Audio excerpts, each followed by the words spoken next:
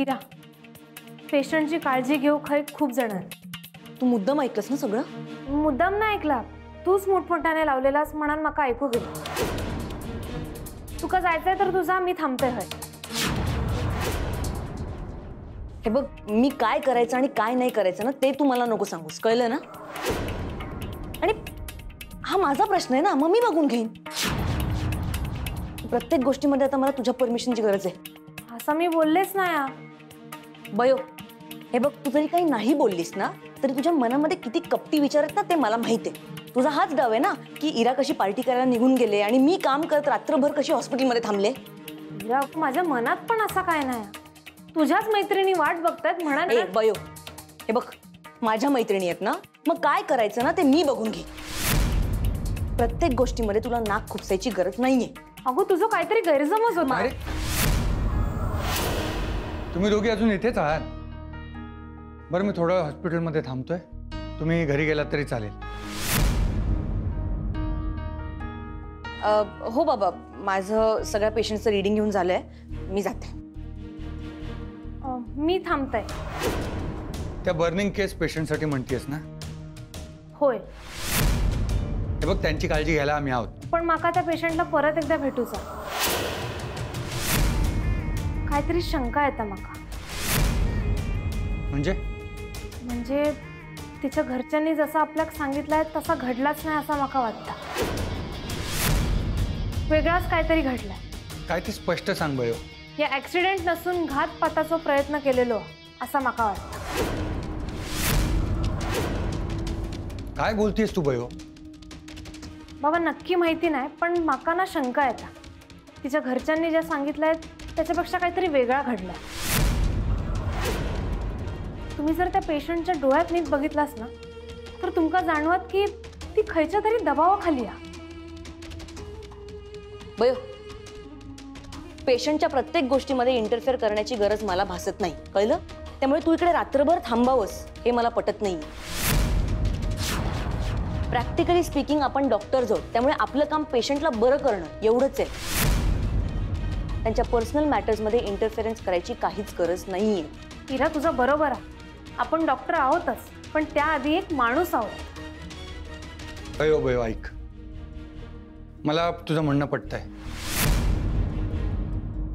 पण आपण आपलं लिमिट ओळखलं पाहिजे ना, ते क्रॉस करता कामा नये.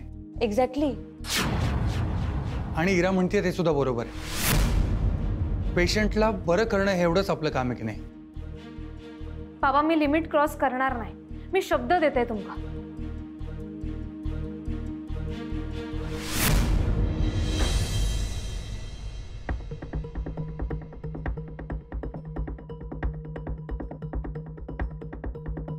किती उशीर झाला. अरे,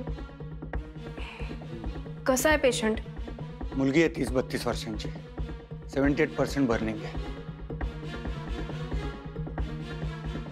इरा, जा बाळा, तू झोप. अरे, जेवून तर घेऊ दे तिला. नाही, मला भूक नाही मम्मा. बरं, तू जेवून घे, दमला असशील ना. वाढू तुला? नाही, नको, मला परत जायचंय. परत? आत्ताच तर आला. हो, पण तरी मला परत जावं लागेल. येतोच थोड्या वेळात. बरं, जेवून तर जा. अगं नको, बयो पण थांबली आहे तिथे. बयो काय करते तिकडे? बर्निंग केस आहे ना, टिश्यू इंजरीज खूप असतात. क्रिटिकल सिच्युएशन आली तर म्हणून ती थांबली आहे. बिचारी रे, तिने पण काही खाल्लं नसेल ना. मला ना हल्ली दयाच येते रे. मग अशी बघितलंस ना, रमाकांत भाऊजी पण किती रडत होते. अगं, पण मी त्याला कधी तो नोकरी करत नाही म्हणून वाईट बोललोय का? अरे नाही, तू कधी काही बोललाच नाहीयेस त्यांना, पण त्यांचंच त्यांना मन खात असेल ना. असं घरात बसून नुसतं खायचं गिल्टी वाटत असेल त्यांना. म्हणून तर मी तुला म्हटलं की आपल्याच हॉस्पिटलमध्ये जर काही जॉब मिळत असेल तर बघ. आणि कसं आहे, सध्या माझा बिझनेस पण धड नाही चालू, नाही तर माझ्याबरोबर काम करतच होते ना ते. हे बघ, 4 पैसे कमवतील तर त्यांनाही बरं वाटेल आणि सुमनलाही बरं वाटेल ना, म्हणून मी म्हणत होते, बाकी काही नाही. नोकरी करणं हा रमाकांतचा पिंड नाही. गावाकडे असताना कसं हिंडायचं माहितीये ना. हो, बरोबर आहे तुझं, पण माणसं बदलतात ना. बरं, बघू, मी बघतो काय होतं ते. आता उशीर झालाय, मी निघू. चल, नीट जा. हो.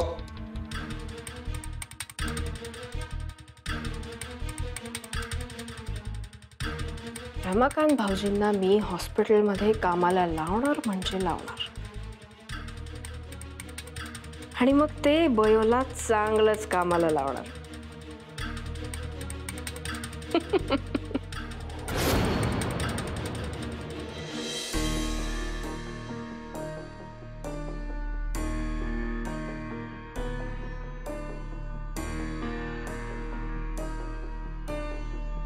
सरस्वती, ऍक्च्युली मला ना तुझ्याशी एका केस संदर्भात बोलायचं होतं. खयची केस? आपल्या हॉस्पिटलमध्ये एक व्यक्ती आहे. ती व्यक्ती ना सतत म्हणजे परमेश्वराने संपूर्ण पृथ्वीचा भार तिच्याच डोक्यावरती दिलाय अशा पद्धतीने विचार करत बसलेली असते. समोर जेवणाचं ताट असेल तरी त्या व्यक्तीचं त्याच्याकडे लक्षच नसतं. मला अशी केस हँडल करायची, करशील मदत? सर, तुम्ही माझी थट्टा करतास? अगं नाही, खरंच विचारतोय. मला अशी केस हँडल करायला करशील ना मदत? ठीक आहे, करेन. पण सर, माका तुमची मदत हवी आता. माझी काय? माका तुमचा मोबाईल मिळत काय? माझा मोबाईल कशासाठी? माका सोशल मीडिया बघूचा. Social media? आणि तू? अहो, म्हणजे माका तुम्ही सांगा, एखाद्याचं नाव जर सोशल मीडियावरती शोधायचं असाल तर मग येता कसा शोधायचा? ओके, हे बघ, हा इथे सर्च बार आहे. इथे जर का तू त्या व्यक्तीचं नाव टाकलंस आणि त्या व्यक्तीचं प्रोफाईल या साईट वरती असेल तर इथे ती व्यक्ती दिसेल आपल्याला. मी बघू काय? हा, काय कोणाला शोधतीयस? सांगते, या नावाचं तर कोणीच नाही.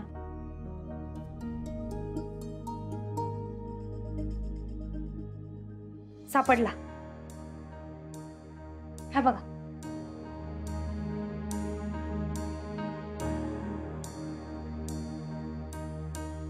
सरस्वती, तू त्या पेशंटच्या नवऱ्याची प्रोफाईल बघतेस का? सर, अहो बघा ना, लग्नात फक्त 3च महिने झालेत आणि साधारण लोक लग्नाचे फोटो वगैरे टाकतात, पण ह्या माणसानं गाडी सोबत फोटो ठेवलं. माका काहीतरी गडबड वाटतं. Saraswati, come on, please don't जज. प्रत्येकाचं स्वतःचं एक पर्सनल लाईफ असतं आणि आपल्याला नक्की काय घडलंय आपल्याला काहीच माहित नाहीये. मग होय, ता तर झालाच, पण माका काहीतरी विचित्र वाटतं सर. म्हणजे तुला असं म्हणायचंय की ते पेशंटच्या नवऱ्यानेच असं काहीतरी? शक्यता नाकारता येणार नाही. अगं सरस्वती, पण हे शोधणं आपलं काम नाहीये. होय, पण सर, केस तर आपलीच आहे ना, आणि आपण शोध घेण्याचा प्रयत्न केला तर मग काय हरकत आहे? ओके, ठीक आहे. हा, पण आपल्या डॉक्टरकीच्या चौकटीत राहून जे करता येईल तेवढं कर. ओके? होय सर. गुड. बरं, आता तरी सँडविच खाशील? डॉक्टर, बर्नी केस मधली पेशंट शुद्धीवर आली आहे. ठीक आहे, आम्ही येलोच. एक मिनिट, तुम्ही जा, आम्ही येतो.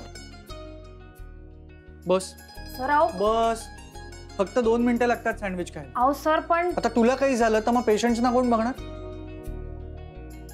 चल चल लवकर.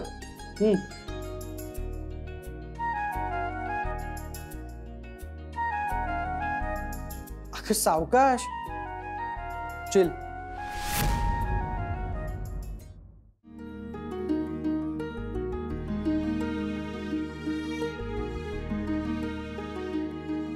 पेन कमी झाला आता? हो. तुझ्या माहेरचा कोणी नाही आला काय?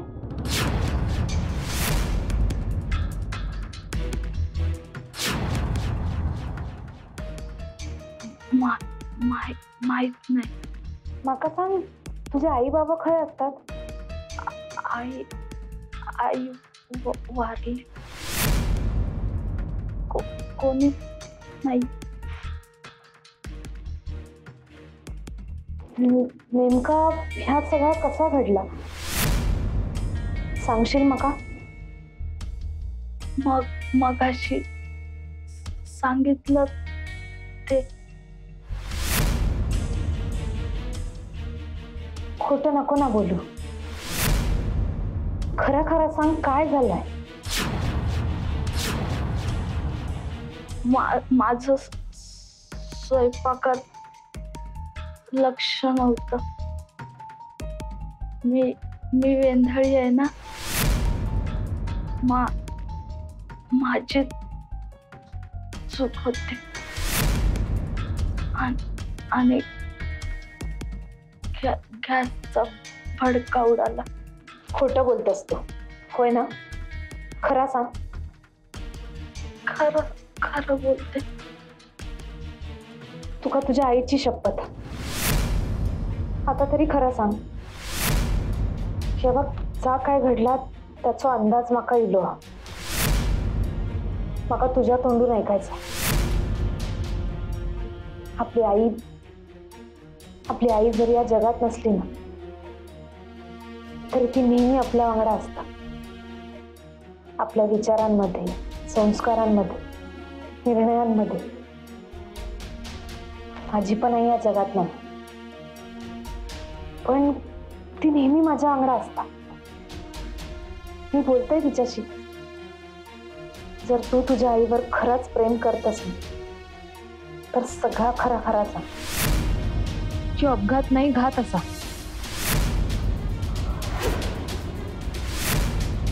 शांत हो. एक लहान बहीण म्हणान मका सांगशील?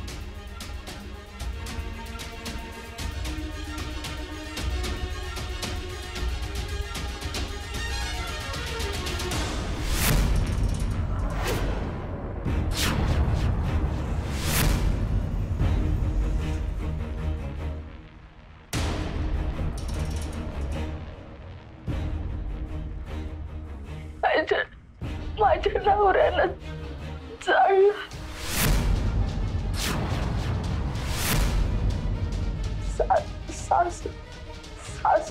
सासऱ्यांचा पण हात आहे.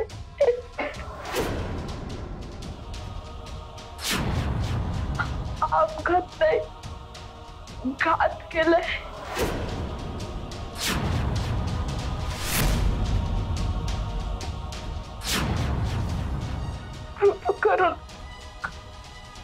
करून कोणाला सांगू नका. ते मारून टाकतील.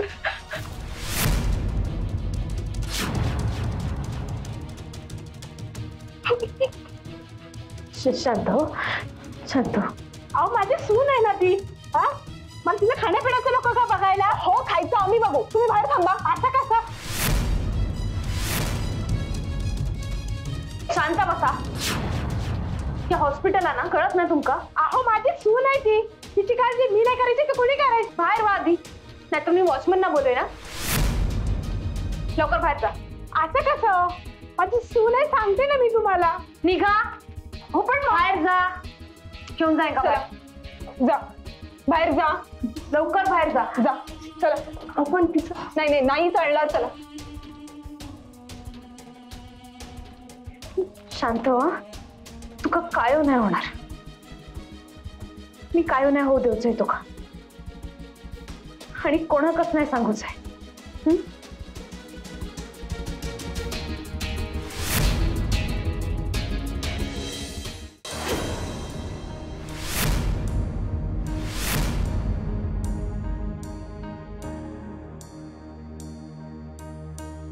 भयो,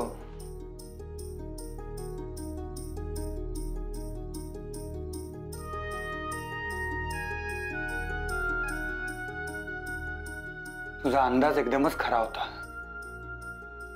जो प्रकार घडलाय तो फारच भयंकर आहे. आपल्या काहीतरी करूकच होया. हो, पण जर रुपाली म्हणत असेल की यातलं काहीही सांगू नका, तर आपण तिच्या विरोधात जाऊन कसं काय करणार?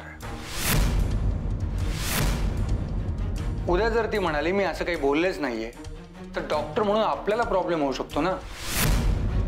सर म्हणतात ते बरोबर आहे सरस्वती. हे प्रकरण ना खरंच खूप गुंतागुंतीच आहे. पण मग अशा क्रूर माणसांका सोडून द्यायचा का? ती शेजारची माणसं वेळेत पोचली नसती तर मग आज रुपाली आपल्यात नसती. त्या माणसांमुळे तिच्या सासरच्यांका तिका हॉस्पिटलमध्ये आणूक लागला. ती जर बरी होऊन उद्या घरी गेली, कशावरून ह्या परत घडणार नाही. हो, पण आपल्याकडे कसलाच पुरावा नाहीये ना. पण मग आपण पुरावे शोधून काढूया. रुपालीचे आई वडील हयात नाही आहेत, ती एकटीच आहे. आपण तिची जबाबदारी घेऊ होईना. पण मला एक गोष्ट कळत नाही की त्याने तिला जाळण्याचा प्रयत्न का केला असेल. रुपालीच्या आईची गावात एक जमीन आहे, त्यावर देऊळ बांधलाय. या लोकांका ती जागा हवी. रुपालीने नकार दिला म्हणून तिका जाळायचा प्रयत्न केला. ही हुंडाबळीचा प्रकार आहे.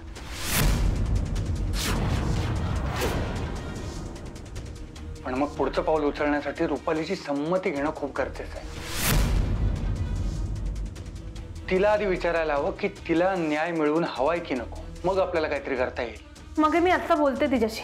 नाही बरं, आज नको बोलूस, उद्या बोल. आज रात्री तिच्यावर कुठल्याही प्रकारचं प्रेशर नको टाकूस. करेक्ट आहे सर, आत्ता नको बोलूस तिच्याशी. तिची परिस्थिती थोडी नाजूक आहे. अब तिला विश्रांती घेऊ दे. ठीक आहे, मी उद्या बोलते. मी थांबतो इथेच. ठीक आहे, मी बोयाला घेऊन घरी जातो. पुढच्या गोष्टी आपण उद्या बोलूया. ठीक आहे, चल भैया.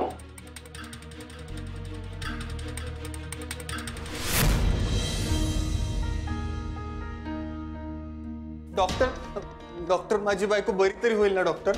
डॉक्टर मी तिच्याशिवाय नाही जगू शकत. मला एकदा बघू तर द्या तिला. डॉक्टर मला भेटू देखील देत नाहीयेत तिला. माझी आई गेली तरी तिला भेटू देत नाहीयेत, बाहेर काढलं तिला. डॉक्टर अहो बायको आहे ती माझी, मी तिला त्रास झालेला नाही सहन करू शकत. डॉक्टर एकदा भेटू द्या, फक्त एकदा. तुमका एकदा सांगितलं ना वॉर्ड मध्ये नाही जायचं म्हणा. मग असं कसं? अहो माझी बायको आहे ती, मला भेटायचंय तिला. पण आता ती आमची पेशंट आहे आणि त्यांची जबाबदारी आमच्यावर. आणि रात्री कोणीच थांबायचं ना हॉस्पिटलमध्ये, तुम्ही निघा. ऐका ना एकदा प्लीज, मला भेटायचंय. मी नाही जाणार आहे, मला भेटायचंय त्यांना. सिस्टर, ह्यांका आणि यांच्या आई वडिलांका अजिबात हाय थांबू द्यायचं नाही. ह्यांका जाऊक सांग. माका या वॉर्डच्या आजूबाजू कोणीच नको. हो मॅडम. नाही नाही नाही, ऐका ना माझं, ऐका. अहो तिला नाही सवय माझ्याशिवाय राहायची. रात्रीत काही झालं तर तिला नाही, म्हणजे तिला मला भेटा वाटलं, बोला वाटलं तर काय करायचं डॉक्टर? मग आम्ही तुमका बोलून घेऊ. नाही असं नका बोलू प्लीज, भेटू द्या ना मला. ऐका ऐका, बरोबर बोलतेय ती. त्यांना जराही इन्फेक्शन होऊ नये म्हणून सांगते ती. ते आता अंडर ऑब्झर्वेशन आहेत, त्यामुळे दुसऱ्या कोणालाही त्यांना भेटू देता येणार नाही. तुम्ही या बरं आता. चल bye. Please doctor, doctor please.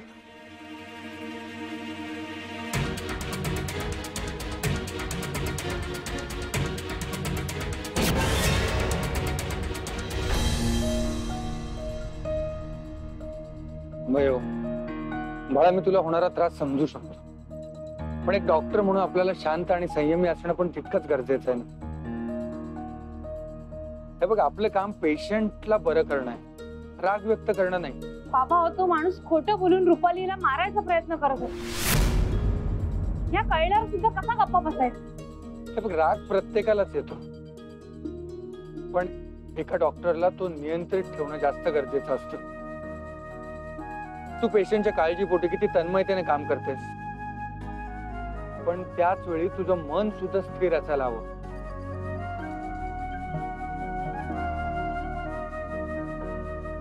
कधी कधी असं वाटतं आपण माणूस आहोत की मशीन. अयो, माणूसच आहोत आपण, त्याचबरोबर आपण डॉक्टर सुद्धा आहोत. आणि एक डॉक्टर म्हणून आपली पहिली प्रायोरिटी आपला पेशंट असायला हवं. आणि मला विचारशील तर तुझ्यासाठी आणि माझ्यासाठी आता सगळ्यात महत्वाची गोष्ट रुपालीला बरं करणं एवढंच. बाळा, तुला कॅम्प मध्ये लीड करायचंय आणि त्यासाठी तू संयमी असणं खूप गरजेचं आहे. तुम्ही बरोबर बोलताय बाबा. मी नक्कीच एक संयमी डॉक्टर होण्याचा प्रयत्न करते. बस एवढंच ऐकायचं होतं मला.